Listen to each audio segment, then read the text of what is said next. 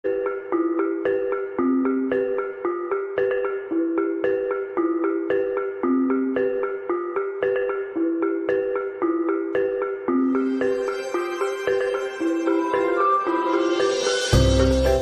Satrio Piningit memang masih misterius. Banyak sudah yang mencoba untuk menemukannya dengan caranya sendiri-sendiri. Alhasil ada yang yakin telah menemukannya, bahkan juga ada yang mengaku dirinya lah si Satrio Piningit tersebut. Apabila diteliti maka sosok yang telah ditemukan itu masih bisa diragukan. Apakah memang dia si calon Ratu Adil? Keraguan-raguan yang muncul mendorong untuk menelaah dan mempelajari kembali apa yang telah diungkapkan dalam naskah-naskah leluhur mengenai sosok Satrio Piningit sejati. Salah satu naskah yang biasa kita gunakan sebagai rujukan yaitu Ugo Wangsit Siliwangi. Siliwangi dalam Ugo Wangsitnya menyebut si calon Ratu Adil dengan sebutan bocah angon atau pemuda penggembala. Berikut ini beberapa hal yang disebutkan dalam Ugo Wangsit Siliwangi mengenai bocah angon. Dalam Ugo Wangsit Siliwangi disebutkan, suatu saat nanti, apabila tengah malam, dari Gunung Halimun terdengar suara minta tolong. Nah itu adalah tandanya. Semua keturunan kalian dipanggil oleh yang mau menikah di Lebak Cawene, kata suara minta tolong itu. Sepertinya sama dengan ungkapan Joyoboyo dalam bait 169 yaitu, senang menggoda dan minta secara nista, ketahuilah bahwa itu hanya ujian, jangan dihina. Ada keuntungan bagi yang dimintai artinya dilindungi Anda sekeluarga. Bocah angon di awal kemunculannya akan beraksi melakukan hal-hal sebagai pertanda kedatangannya. Salah satunya adalah meminta tolong kepada orang di sekitar daerah Gunung Halimun. Tidak jelas mengapa dia minta tolong kepada orang lain. Apakah dia dalam kesulitan ataukah keperluan lainnya? Yang pasti bila telah terjadi hal demikian berarti itu pertanda akan kemunculannya. Sementara dikaitkan dengan ramalan Joyoboyo pada bait 169 disebutkan bila bocah angon tersebut suka minta secara nista sebagai ujian, kalimat tersebut mengindikasikan bahwa minta tolong itu hanya sebatas ujian bagi yang dimintai pertolongan. Ujian apakah itu? Belum diketahui ujian apa yang suka dilakukan bocah angon pada orang. Sebaiknya kita tunggu saja kejadiannya. Dalam Ugo Wangsit Siliwangi disebutkan, suatu saat nanti akan banyak hal yang ditemui. Sebagian-sebagian, sebab terlanjur dilarang oleh pemimpin pengganti, ada yang berani menelusuri terus-menerus. Tidak mengindahkan larangan, mencari sambil melawan, melawan sambil tertawa. Dialah anak gembala. Kata terlanjur dilarang ini apa maksudnya? Apakah dilarang dalam mengungkap fakta-fakta, atau dilarang meluruskan sejarah? Sepertinya masih butuh penafsiran lagi. Yang pasti bocah angon sepertinya tidak peduli dengan larangan pemimpin. Bahkan bukan hanya tidak peduli dengan larangan tersebut, tetapi lebih dari itu bocah angon melawan larangan si pemimpin itu sambil tertawa. Tidak bisa dibayangkan bagaimana perasaan si pemimpin bila dilawan sambil tertawa. Bisa-bisa bocah angon dalam situasi bahaya nih karena kerjanya selalu melawan sang pemimpin pengganti. Kata banyak yang ditemui sebagian-sebagian karena terlanjur dilarang pemimpin baru, menunjukkan bahwa yang akan ditemukan masyarakat memang hanya sebagian saja. Oleh karena sebagian saja maka yang ditemukan tersebut belumlah lengkap dan tentunya belum sempurna hasilnya. Tetapi tidak bagi bocah angon, dia terus saja mencari sambil melawan. Bisa jadi temuan si bocah angon ini kelak merupakan temuan yang paling lengkap dan mendekati kebenaran. Dalam Ugo Wangsit Siliwangi disebutkan, apa yang dia gembalakan, bukan kerbau bukan domba, bukan pula harimau ataupun banteng, tetapi ranting daun kering dan sisa potongan pohon. Dia terus mencari, mengumpulkan semua yang dia temui. Tapi akan menemui banyak sejarah kejadian, selesai zaman yang satu datang lagi satu zaman yang jadi sejarah kejadian baru. Setiap zaman membuat sejarah, setiap waktu akan berulang itu dan itu lagi. Bocah angon memiliki kebiasaan mengumpulkan daun dan ranting. Kata daun dan ranting yang disebutkan Ugo Wangsit Siliwangi dalam bahasa asli Sundanya yaitu Kalakai Jeng Tutunggul. Kalakai merupakan daun lontar yang biasa digunakan oleh orang kita pada zaman dulu kala sebagai lembaran daun untuk menulis. Sementara tutunggul merupakan ranting pohon yang biasa digunakan orang kita pada zaman dulu kala sebagai pena untuk menulis. Sehingga kalakai dan tutunggul bisa diartikan sebagai kertas dan pena. Si bocah Angon ini memiliki kegemaran suka menggembalakan kertas dan pena.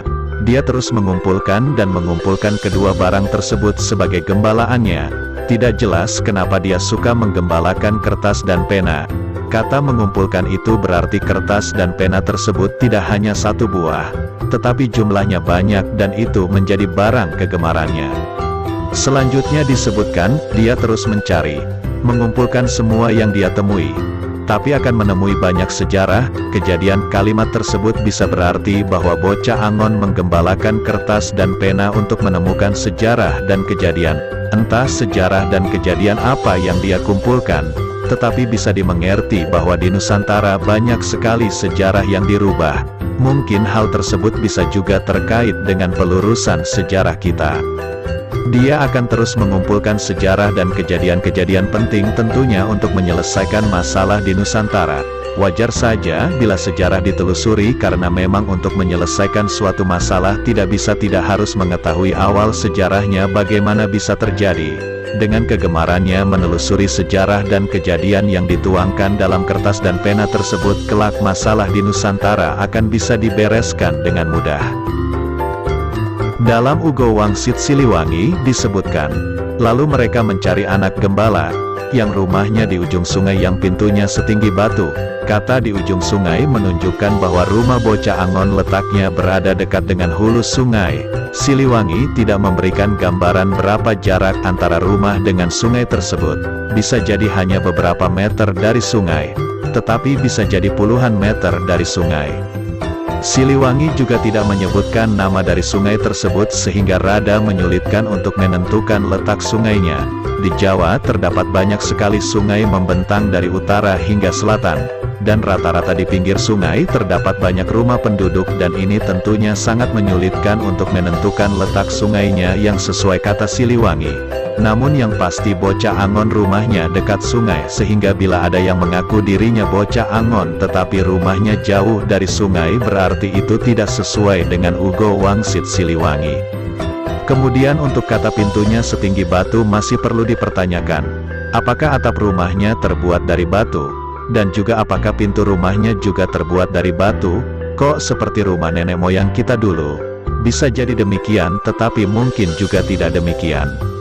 Kalimat tersebut bisa dipahami bahwa rumah bocah Angon tidak hanya satu lantai, namun bertingkat rumahnya. Hal ini diperkuat dengan ungkapan Joyoboyo pada bait 161 yaitu, berumah seperti Raden Gatot Kaca, berupa rumah merpati susun tiga. Dari ungkapan Joyoboyo menunjukkan ada 3 lantai rumah dari bocah Angon. Tentunya bukan rumah biasa, bisa jadi rumah tingkat ekonomi menengah atau memang bocah Angon dari keluarga kaya, belum bisa dipastikan. Oleh karena untuk membuat suatu rumah yang bertingkat dengan bahan semen untuk lantai 2-nya, maka dari bahan semen yang padat otomatis akan membentuk batu yang keras, sehingga bisa dipahami bila pintu lantai pertama akan setinggi batu, setinggi cor semen lantai 2. Memang kebanyakan rumah orang yang bertingkat pintunya pasti akan setinggi lantai 2, tepat di bawah cor semen yang telah menjadi batu tersebut. Jadi dapat disimpulkan bahwa rumah bocah Angon memang bertingkat yang pintunya setinggi lantai tingkat 2-nya. Dalam Ugo Wangsit Siliwangi disebutkan, rumahnya di ujung sungai yang pintunya setinggi batu, yang rimbun oleh pohon handelem dan hanjuang. Kata rimbun oleh pohon handelem dan hanjuang berarti di depan rumah bocah Angon terdapat 2 pohon yang sangat subur dan menjadi ciri khas rumahnya. Dalam hal ini hanya disebutkan 2 buah pohon saja, artinya memang hanya ada 2 buah pohon di depan rumahnya sebagai pembeda dari rumah lainnya. Apabila ditelusuri kedua jenis pohon tersebut dalam istilah bahasa Indonesianya memang belum diketahui apa namanya. Kedua kata tersebut sepertinya bahasa kuno dari daerah Sunda tempat Siliwangi berada. Hingga kini belum ada pihak yang merasa mengetahui kedua jenis pohon tersebut. Bahkan orang-orang asli Sunda pun juga mengaku tidak mengetahui kedua jenis pohon itu. Kita tunggu saja, kelak akan kita ketahui juga. Sementara itu beberapa kalangan justru menafsirkan kata Handelem dan Hanjuang sebagai simbol saja. Benarkah kedua pohon itu sebenarnya bukan pohon hidup di atas tanah, tetapi sekedar simbol saja? Coba Anda lihat kembali Siliwangi menyebut pemuda penggembala dengan apa yang dia gembalakan. Bukan kerbau, bukan domba, bukan pula harimau ataupun banteng, tetapi ranting daun kering dan sisa potongan pohon. Kata pemuda penggembala itu cuma simbol dari Siliwangi.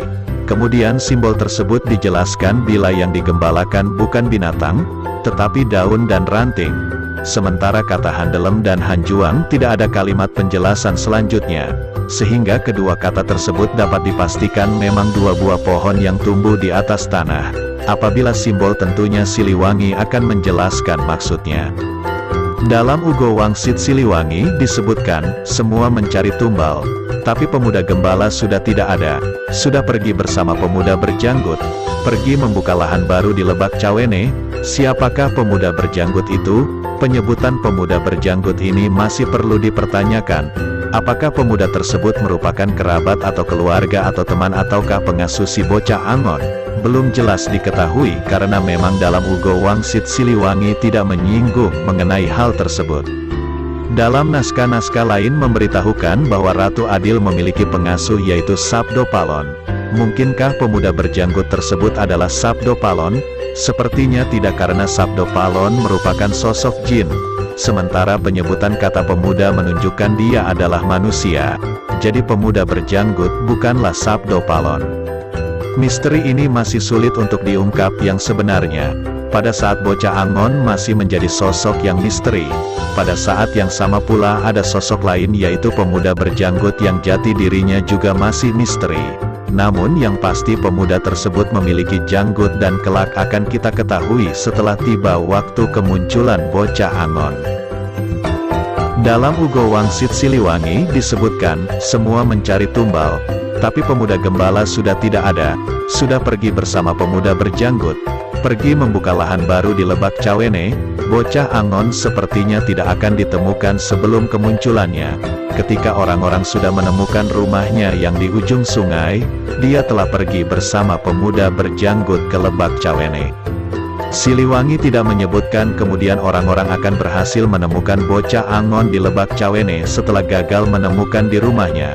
Tidak ada kalimat tersebut dalam Ugo Wangsit Siliwangi. Karena tidak ada kata itu maka bisa disimpulkan bahwa jarak antara rumah dengan Lebak Cawene tidak dekat bahkan mungkin sangat jauh. Siliwangi juga tidak menyebutkan setelah pergi ke Lebak Cawene si bocah Angon kemudian kembali lagi ke rumahnya. Karena tidak ada kalimat yang menyebutkan hal tersebut berarti Lebak Cawene merupakan tempat baru yang ditinggali bocah Angon setelah rumahnya yang di ujung sungai ditinggal pergi. Apabila bocah Angon kembali lagi ke rumahnya yang di ujung sungai, maka tentunya Siliwangi akan menyebutnya berhasil ditemukan di rumahnya. Sudah pasti bila orang telah menemukan rumahnya maka akan ditunggui kapan kembalinya. Tetapi ternyata tidak ada kalimat tersebut dalam Ugo Wangsit Siliwangi. Sampai saat ini belum diketahui di mana letak Lebak Cawene berada. Dalam peta Jawa maupun peta Indonesia, tidak ada daerah yang diberi nama Lebak Cawene. Oleh karena namanya yang masih asing inilah, maka banyak kalangan menafsirkan menurut keyakinannya masing-masing. Ada yang menafsirkan Lebak Cawene berada di lereng sebuah gunung. Ada juga yang mengatakan berada di petilasan Joyoboyo. Yang lain mengatakan berada di tempat yang ada guanya dan sebagainya membuat semakin tidak jelas saja letak Lebak Cawene di mana. Tetapi apabila Anda meyakini sebuah tempat merupakan Lebak Cawene, maka bisa dipastikan Anda akan memaksakan kehendak untuk menentukan satu orang di daerah tersebut sebagai calon Ratu Adil. Wah, jadi kasihan pada orangnya kena sasaran. Ketahuilah bahwa Siliwangi tidak menyebutkan bocah Angon akan berhasil ditemukan di Lebak Cawene. Di sisi lain Siliwangi juga tidak memberikan ciri-ciri Lebak Cawene yang dia katakan sehingga mustahil Lebak Cawene bisa diketahui sebelum Ratu Adil muncul. Kecuali Anda lebih sakti dari Siliwangi. Kemampuan sama dengan Siliwangi aja tidak mungkin, apalagi lebih tinggi dari Siliwangi. Jelas tidak mungkin lagi.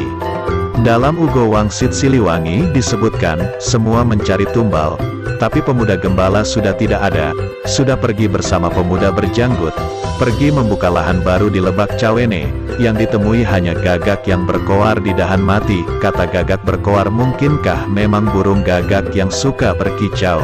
Ataukah itu merupakan simbol saja? Banyak kemungkinan mengenai gagak berkoar tersebut. Namun dalam naskah-naskah lain seperti yang diungkap Ronggo Warsito dan Joyoboyo bahwa bocah Angon sebelum menjadi Ratu Adil hidupnya menderita, dia sering dihina oleh orang. Apabila dikaitkan dengan hal tersebut maka gagak berkoar itu bisa juga diartikan sebagai orang-orang yang suka menghina si bocah Angon. Oleh karena hidupnya yang selalu saja dihina orang, maka akhirnya bocah Angon pun pergi meninggalkan rumahnya. Kemudian dia bersama pemuda berjanggut menuju ke Lebak Cawene untuk membuka lahan baru di sana. Semua mencari tumbal bisa saja diartikan sebagai mencari berita, dan ketika yang dicari si bocah Angon sudah tidak ada, maka tidak bisa tidak mencari berita dari para gagak yang berkoar tersebut. Dalam Ugo Wangsit Siliwangi disebutkan, baik lagi semuanya. Negara bersatu kembali, Nusa Jaya lagi. Sebab berdiri Ratu Adil, Ratu Adil yang sejati. Tapi ratu siapa? Dari mana asalnya sang ratu? Nanti juga kalian akan tahu. Sekarang, cari oleh kalian pemuda gembala. Kita disuruh Siliwangi untuk mencari bocah Angon, karena dialah yang kelak akan menjadi Ratu Adil sejati. Sepertinya Siliwangi bermaksud memberikan pesan untuk berhati-hati dalam mencari bocah Angon. Hal ini dikarenakan banyak sekali bocah Angon palsu akan bermunculan di Jawa ini. Kemunculan bocah Angon palsu bisa jadi karena dukungan orang lain akan dirinya sehingga dipaksa cocok menjadi Ratu Adil. Tetapi juga bisa jadi karena terburu-buru meyakini dirinya lah si bocah Angon. Lihatlah saat ini telah banyak terdengar di mana-mana dari Jawa bagian barat hingga Jawa bagian timur. Orang-orang yang muncul diyakini sebagai Ratu Adil. Bahkan juga bermunculan di mana-mana orang yang mengakui dirinya lah Ratu Adil tersebut. Apabila dimintai bukti maka orang-orang tersebut akan mencocok-cocokkan diri dengan naskah-naskah yang ada untuk meyakinkan orang. Padahal kenyataan tidak semuanya cocok. Untuk itulah Siliwangi berpesan agar kita mencari Ratu Adil sejati. Karena Ratu Adil sejati hanya satu. Sementara Ratu Adil palsu banyak sekali. Walaupun banyak Ratu Adil palsu, hal itu tidak akan mengubah kepastian munculnya yang asli. Apabila yang asli telah muncul maka semua akan terbukti mana yang asli dan mana yang palsu sesuai kata Siliwangi. Tapi ratu siapa? Dari mana asalnya sang ratu? Nanti juga kalian akan tahu. Sekarang, cari oleh kalian pemuda gembala. Demikianlah beberapa hal mengenai bocah Angon sesuai yang disebutkan dalam naskah Ugo Wangsit Siliwangi. Siliwangi sengaja tidak begitu jelas menggambarkan si bocah Angon dalam naskahnya sehingga sangat menyulitkan kita untuk menemukannya. Kesengajaan ini dimengerti karena memang akan banyak pihak-pihak yang tentunya menghalangi kemunculan Ratu Adil dengan berbagai alasannya.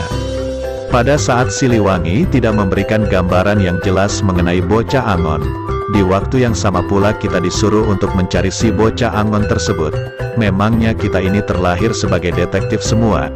Namun yang pasti kelak akan diketahui juga mana Ratu Adil palsu dan mana Ratu Adil yang sejati tentunya setelah tiba waktu kemunculannya. Untuk itu baik ditunggu, dicari maupun tidak sama sekali sepertinya hasilnya tetap sama. Waktunya akan segera tiba.